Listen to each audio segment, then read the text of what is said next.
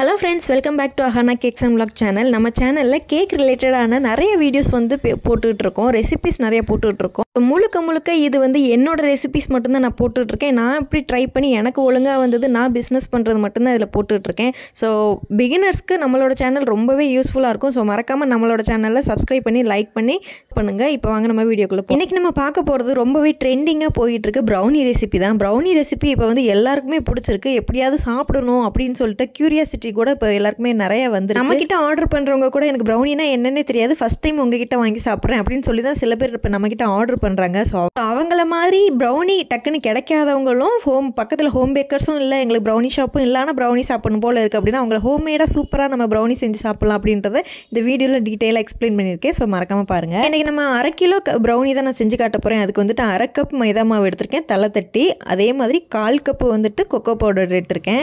So அதுலேயுமே கொஞ்சம் cocoa powder கீழே செஞ்சிருச்சு, ஒரு 1/2 டீஸ்பூன் அளவுக்கு கொக்கோ பவுடர் இந்த மாவில் செஞ்சிருந்ததுனால கொஞ்சம் 1/2 டீஸ்பூன் மட்டும் எடுத்துட்டேன். பிகினர்ஸ் எல்லாம் மறக்காமல் மெஷரிங் கப் மட்டும் வாங்கி வச்சுக்கோங்க, ஏன்னா அளவுகள் ரொம்பவே முக்கியம். பட் ப்ரௌனிக்கு தேவையில்லைனாலும் அடுத்தடுத்த கிளாஸுக்கு கண்டிப்பாக அளவுகள் ரொம்பவே முக்கியம் அப்படின்றனால பிகினர்ஸ் எல்லாமே கண்டிப்பாக மெஷரிங் கப் வாங்கி வச்சுக்கோங்க. இப்போ வந்து பேக்கிங் பவுடர் பேக்கிங் சோடா ப்ரௌனிக்கு தேவையில்லை, அதனால நான் மைதாவையும் கொக்கோ பவுடரையும் நல்லா ஜலிச்சு எடுத்துக்கிறேன். மைதா கொக்கோ பவுடர் கண்டிப்பாக ஜலிச்சு தான் எடுத்துக்கணும், ஏன்னா அப்போ தான் அதில் உள்ள அந்த கொஞ்சம் திப்பியாக இருக்கிறது கொக்கோ பவுடரில் கொஞ்சம் கசடெல்லாம் இருக்கும், மைதாவிலையும் கொஞ்சம் கசடு இருக்கும், அதெல்லாம் நமக்கு ஃபில்டர் ஆகி தனியாக கிடைக்கிறதுக்காக தான் நான் சொல்கிறேன். இது வந்து கேக் மாதிரி ரொம்பலாம் சாஃப்டாக இருக்காது, நல்லா ஃபட்ஜியாக தான் இருக்கும். ஆனாலும் நமக்கு வந்து கீழே போயிட்டு அந்த ஏதாவது ஒரு சின்ன உள்ள துகள் இருந்துச்சுன்னா கீழே போய் செட் ஆகிட்டு நமக்கு டிஸ்டர்பாக இருக்கும். அதே சுகர் நான் வந்து அரைச்சி எடுத்துக்க போகிறேன். சுகர் வந்துட்டு நம்ம 1/2 கப் மைதா 1/4 கப் கொக்கோ பவுடர் மொத்தமாக சேர்த்து 3/4 கப் நம்ம மாவு மட்டுமே எடுத்திருக்கோம். அதுக்கு சுகர் வந்துட்டு கண்டிப்பாக 1 கப் நமக்கு தேவைப்படும். ஏன்னா எதுக்கு 3/4 கப்புக்கு நீங்கள் 1 கப் எடுத்துக்கிறீங்க அப்படின்னு கேட்டிங்கன்னா, ஸ்பாஞ்ச் கேக் பண்ணுற மாதிரி ப்ரௌனிக்கு வந்து ஈக்குவல் குவான்டிட்டி எடுத்துக்கக்கூடாது, கொஞ்சம் அதிகமாக தான் எடுத்துக்கணும். அப்போ தான் ப்ரௌனி டேஸ்ட் நல்லாயிருக்கும். ஏன்னா ஸ்பாஞ்ச் வந்து ரொம்ப சாஃப்டாக இருக்கும், நம்ம வந்துட்டு லேயர் போட்டு அதில் வந்துட்டு நிறையா நம்ம வந்து விப்பிங் க்ரீமுக்கு கொடுப்போம், சுகர் சிரப்பு கொடுப்போம், அதனால் பேலன்ஸ் ஆகிடும். ஆனால் ப்ரௌனிக்கு அப்படி இல்லை, நம்ம சேர்க்குற சுகர் மட்டும்தான் அதோட டேஸ்ட்டு. அதனால தான் 1 கப் கொஞ்சம் அதிகமாகவே எடுத்துக்க சொல்கிறேன். இதை ஸோ நீங்கள் வந்து 1 கப்பு, எனக்கு வந்து ஒயிட் சுகர் வேணாம், ஃபுல்லாகவே நான் வந்து ப்ரௌன் சுகர் சேர்த்துக்கிறேன்னா 1 கப் சேர்த்துக்கோங்க, இல்லைன்னா ப்ரௌன் சுகரில் பாதி ஒயிட் சுகரில் பாதி சேர்த்துக்கோங்க. ஆனால் நீங்கள் முக்கியமாக நோட் பண்ண வேண்டிய ஒன்று, ப்ரௌனிக்கு கண்டிப்பாக வந்து பவுடர் பண்ண சுகர் மட்டும்தான் சேர்த்துக்கணும். இதோட ஐஸ் தேவைப்பட்ட அந்த வீடியோவை டிஸ்கிரிப்ஷன்லையும் ஐகார்ட்லையும் கொடுக்குறேன், பார்த்துக்கோங்க. உங்களுக்கு ஒரு டவுட் இருக்கலாம், எதுக்கு கடி பண்ண சக்கரை சேர்த்துக்க சொல்கிறீங்க, முழு சக்கரை சேர்த்துக்க வேணான்னு சொல்கிறீங்க அப்படின்னு. நம்ம வந்து ப்ரௌனிக்கு முழு சக்கரை சேர்த்துக்கிட்டோம் அப்படின்னா நம்ம வந்து கேக்கு மாதிரி பீட் பண்ணதெல்லாம் கிடையாது, விஸ்க்கு வச்சு தான் நம்ம பீட் பண்ண போகிறோம். அப்படி இருக்கும்போது டக்குன்னெல்லாம் கரையாது. நம்ம நார்மலாக மாவு முட்டை சீனி எல்லாத்தையும் சேர்த்து ஒன்றா இது பண்ணும்போது அந்தளவு சீக்கிரம் கரையாது. அப்போது நம்ம டின்னில் ஊற்றிட்டு பேக் பண்ணி எடுத்தோம் அப்படின்னா அந்த சக்கரை ஃபுல்லாக ப்ரௌனிக்கு கீழே போய் செட் ஆகிடும். அது வந்து நமக்கு சாப்பிடும்போது அவ்வளோ டிஸ்டர்பன்ஸாக இருக்கும். அதனால தான் சொல்கிறேன், நரன்னு இருக்கும் மண்ணு மாதிரி. இந்த ரீசனால தான் பவுடர் சுகர் சேர்த்துக்க சொல்கிறேன். அது நான் வந்து பட்டர் எடுத்திருக்கேன், அன்சால்டட் பட்டர் தான். பட்டரையும் சாக்லேட்டையும் நம்ம டபுள் பாயில் மெத்தடில் இப்போ நம்ம உருக்கிட்டு வந்துடலாம். ஸோ நான் வந்து நல்ல டார்க் சாக்லேட்டை வந்துட்டு சின்ன பீசஸாக கட் பண்ணி ஒரு கப்பில் எடுத்து வச்சுருக்கேன்.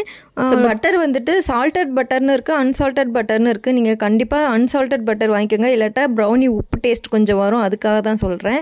நான் இப்போ வந்து சாக்லேட் வந்து 80 கிராம் எடுத்திருக்கேன், பட்டர் வந்துட்டு ஒரு 70 கிராம் கிட்ட எடுத்திருக்கேன். கரெக்டாக இருக்கும், இதுவே டேஸ்ட்டு சூப்பராக இருக்கும். ஸோ இது ரெண்டையுமே இப்போ நம்ம டபுள் பாயில் மெத்தடில் போயிட்டு மெல்ட் பண்ணி வந்துடலாம். இப்போ டபுள் பாயில் மெத்தட்னா பிகினர்ஸ்க்கு தெரியாதவங்களுக்கு சொல்கிறேன், தெரிஞ்சவங்களாக இருந்தால் கொஞ்சம் கோச்சிக்காமல் இந்த டைமிங்கை மட்டும் கொஞ்சம் குயிக் பண்ணிக்கோங்க.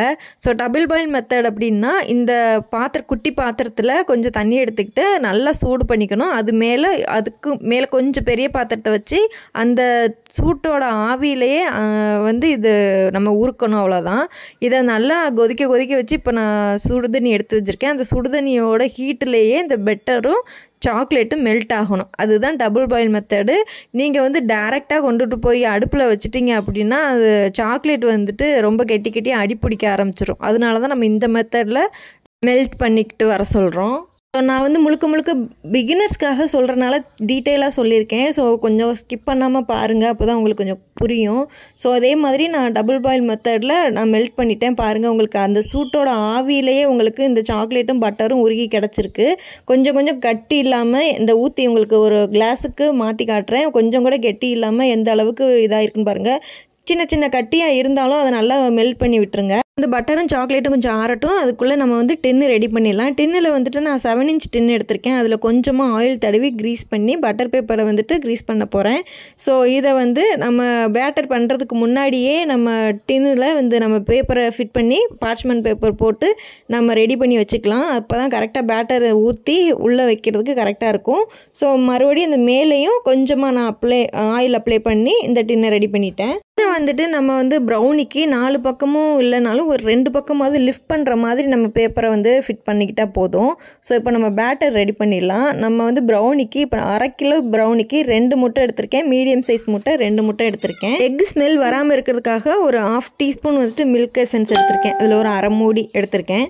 கூடவே ஒரு 1/2 மூடி வந்து வெண்ணிலா எசன்ஸ் எடுத்திருக்கேன். ஒரு 3 ml இருக்கும். இதுக்கப்புறம் இந்த சாக்லேட் மிக்ஸ் என்னோட எல்லா கேக்கு, சாக்லேட் ஸ்பாஞ்சு, ப்ரௌனி எல்லாத்துலேயுமே இந்த கேக் மிக்ஸ் கண்டிப்பாக நான் சேர்ப்பேன். ஏன்னா இதோட டேஸ்ட் அல்டிமேட்டாக இருக்கும். ஸோ இதையும் சேர்த்துக்கோங்க. டேஸ்ட் ரொம்பவே சூப்பராக இருக்கும். இதை இப்போ நல்லா பண்ணிக்கிறேன். ஒரு விஸ்க் வச்சு எந்த அளவுக்கு பீட் பண்ண முடியுமோ அந்த அளவுக்கு கையால் பீட் பண்ணிக்கோங்க. நம்ம வந்து பீட்டர் வச்சு இதை யூஸ் பண்ண மாட்டோம். விஸ்க் வச்சு தான் நம்ம எல்லாத்தையும் பேட்டர் ஃபுல்லாக நம்ம மிக்ஸ் பண்ண போகிறோம். இப்போ எக்கு எசன்ஸு எல்லாம் ஓரளவு நல்லா மிக்ஸ் ஆனதுக்கப்புறம் பவுடர் பண்ண சுகரை வந்துட்டு நம்ம இதில் கொஞ்சம் கொஞ்சமாக ஆட் பண்ணிக்கலாம். நல்லா நோட் பண்ணிக்கோங்க. திரும்ப நான் சொல்கிறது தான் பவுடர் பண்ண சுகரு. அதை வந்து இப்போ இதில் 1 கப் எடுத்திருக்கேன். ப்ரௌன் சுகராக இருந்தீங்கன்னா 1/2 cup brown sugar, 1/2 cup white sugar எடுத்துக்கோங்க. நான் பிகினர்ஸ்க்கு நம்ம வீட்டில் உள்ள பொருளை வச்சு தான் செஞ்சு காட்டியிருக்கனால ஒயிட் சுகர் மட்டும்தான் நான் பவுடர் பண்ணி இதில் சேர்த்துருக்கேன்.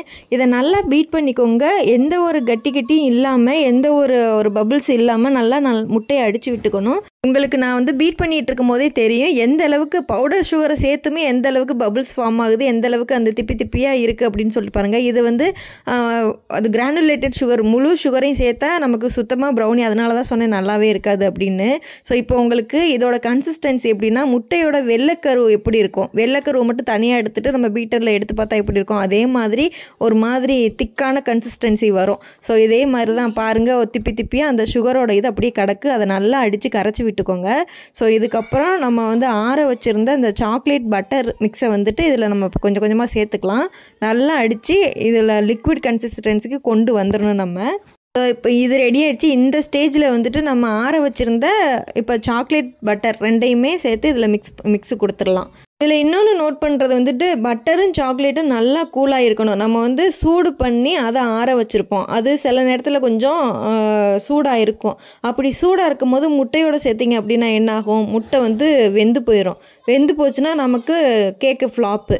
அதனால் எந்த அளவுக்கு கூலாக இருக்க முடியுமோ அந்த அளவுக்கு கூலாக ரூம் டெம்பரேச்சரில் ஆற வச்சுருங்க. ஃப்ரிட்ஜில் வச்சிட வேண்டாம்.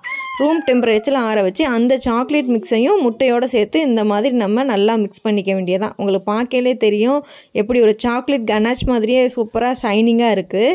ஸோ இதை பார்க்கும்போதே டெம்ப்டாக இருக்குது இப்போவே சாப்பிட்ணும் அப்படி. ஸோ இதே மாதிரி சாக்லேட் மிக்ஸையும் முட்டையும் நல்லா சேர்த்து நல்லா பீட் பண்ணிக்கிட்டே இருங்க. ஸோ உங்களுக்கு தூக்கி பார்த்தாலே தெரியும் ஓரளவுக்கு நமக்கு இந்த பேட்டர் ரெடி ஆகிடும். நம்ம வந்து இதில் ஓவர் பீட் பண்ணாலும் ஒன்றும் தப்பு இல்லை. ஏன்னா நம்ம சாஃப்டான கேக்குக்கு தான் நம்ம வந்து ஓவர் பீட் பண்ணக்கூடாது. அது முட்டையோட ஃபோமை நமக்கு வந்து ப்ரௌனிக்கு ஓவர் பீட் பண்ணாலும் தப்பு இல்லை. ஏன்னா நமக்கு அப்படியே சாஃப்டாக கிடைக்க தேவை கிடையாது. ஃபட்ஜியாக இருந்தால் போதும். ஆல்ரெடி நம்ம சளிச்சு வச்சிருந்தாலே மைதாவும் கொக்கோ பவுடரும் அதை நம்ம ஒரே பேட்சாகவும் சேர்த்துக்கலாம். ஒன்றும் இது இல்லை.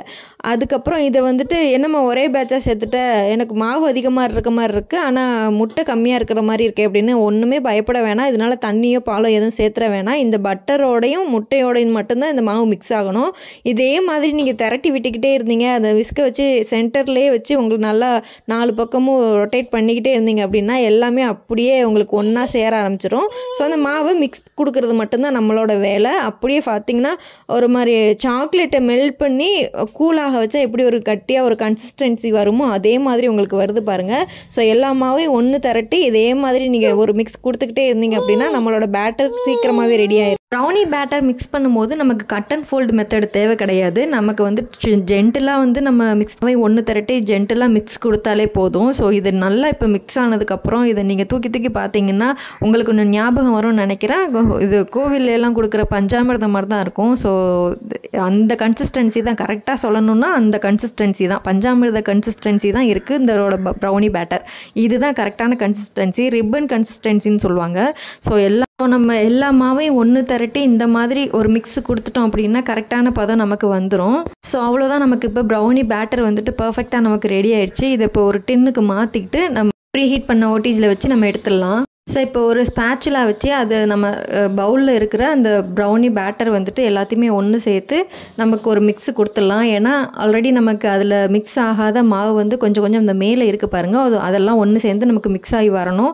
அதுக்காக ஜென்டிலாக ஒரு ஸ்மூத் மிக்ஸ் ஒன்று கொடுத்துடலாம். இது இப்போ வந்து ப்ரௌனி டின்னுக்கு வந்து நம்ம மாற்றிக்கலாம். நான் 7 இன்ச் டின்னு வந்துட்டு ஆல்ரெடி நான் பட்டர் பேப்பர் க்ரீஸ் பண்ணி இதில் வச்சுருக்கேன். இதில் வந்து அந்த பேட்டரை வந்து சேர்த்துக்கலாம்.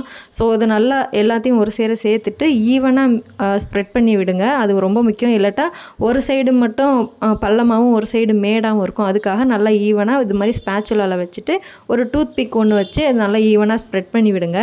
ஸோ அப்போ தான் நமக்கு ப்ரௌனி வந்துட்டு ஒரே ஷேப்பில் நல்லா ஈவனாக பேக் ஆகி எரிமலை குவியல் மாதிரி ஒரு கூம்பாக வந்துடும். ஸோ அதனால் இது மாதிரி ஈவனாக ஸ்ப்ரெட் பண்ணி விடுங்க. சேல்ஸ் பண்ணும்போது நமக்கு கண்டிப்பாக ஈவனான ப்ரௌனி கண்டிப்பாக வேணும். ஸோ அதுக்காக தான் சொல்கிறேன். இப்போ வந்து நான் 10 நிமிஷம் ப்ரீஹீட் ஆன ஓடிஜியில் வந்து இப்போ வந்து 40 மினிட்ஸ் வந்து நான் டைமர் ஃபிக்ஸ் பண்ணிக்கிறேன். ப்ரௌனி பொறுத்த வரைக்கும் வேகிறதுக்கு கொஞ்சம் டைம் எடுத்துக்கும். ஏன்னா கொஞ்சம் அடர்த்தியாக இருக்குது, டென்சிட்டி வந்துட்டு கொஞ்சம் அடர்த்தியாக இருக்கிறதுனால நமக்கு கொஞ்சம் டைம் அதிகமாக தான் எடுத்துக்கும். ஸோ அதுக்கு ஏற்ற மாதிரி நான் 40 மினிட்ஸ் வச்சுருக்கேன் 7 இன்ச்சுக்கு. 6 இன்ச்சுனா நீங்கள் கொஞ்சம் 45 அந்த மாதிரி வச்சுக்கோங்க. சின்ன டின்னுன்னா நம்ம அதிகமாக பேட்டர் கொடுக்கும்போது கொஞ்சம் டைம் எடுத்துக்கும் வேகிறதுக்கு. அதனால தான் சொல்கிறேன். இப்போ நமக்கு பர்ஃபெக்டாக ப்ரௌனி ரெடி ஆயிடுச்சு. இப்போ ப்ரௌனி வந்துட்டு நம்ம எடுத்துட்டோம். இது நல்லா கூலாக விட்டுட்டு தான் நம்ம அதுக்கப்புறம் டீமோல் பண்ணணும். சூடோடு இருக்கும்போது நீங்கள் டீமோல் பண்ணிங்க அப்படின்னா கண்டிப்பாக ப்ரௌனி வந்துட்டு பிச்சுக்கிட்டு வந்துடும். அப்புறம் நமக்கு சேலுக்கு அனுப்பும்போது பிச்சு அனுப்ப முடியாது. ஸோ அது நல்லா கூலானதுக்கப்புறம் பார்ச்மெண்ட் பேப்பரை மட்டும் ரிமூவ் பண்ணிவிட்டு அது மேலேயே நீங்கள் கட் பண்ணுங்கள், பீஸ் போடுங்க. அப்போ தான் நமக்கு பர்ஃபெக்டாக வரும். ஸோ நான் இன்றைக்கி சிம்பிளாக பிளைண்ட் ப்ரௌனி செஞ்சு காட்டியிருக்கேன். இதுக்கப்புறம் வந்து பிகினர்ஸ்க்கு தேவையான கொக்கோ பவுடர் யூஸ் பண்ணி எப்படி பண்ணுறது, பட்டர் இல்லாமல் ஆயில் யூஸ் பண்ணி எப்படி பண்ணுறது அப்படின்னு வீட்டிலேயே நான் எப்படி ஈஸியாக பண்ணலாம் அப்படின்னு ஒவ்வொரு வீடியோவாக நான் இனிமேல் சொல்லித்தரேன். ஸோ பிகினர்ஸ்க்கு யூஸ்ஃபுல்லாக இருந்தால் நம்ம சேனலை மறக்காமல் லைக் பண்ணி சப்ஸ்கிரைப் பண்ணி சப்போர்ட் பண்ணுங்கள். நமக்கு சப்போர்ட் பண்ணி கொஞ்சம் என்கரேஜ் பண்ணுங்கள். அப்போ தான் எனக்கு மோட்டிவேட்டடாக இருக்கும் ஒவ்வொரு வீடியோ போடுறதுக்காக. அடுத்தடுத்து ஃப்யூச்சரில் உங்களுக்கு பேசிக்கான ரெசிபிஸ் வந்து நிறைய நான் வந்து நம்ம சேனலில் போடுறேன். மறக்காமல் நம்ம சேனலை சப்ஸ்கிரைப் பண்ணி வச்சுக்கோங்க. கண்டிப்பாக நம்ம பிகினர்ஸ்க்கு ரொம்பவே யூஸ்ஃபுல்லாக இருக்கும். அடுத்தது மீட் பண்ணுறேன். பாய்.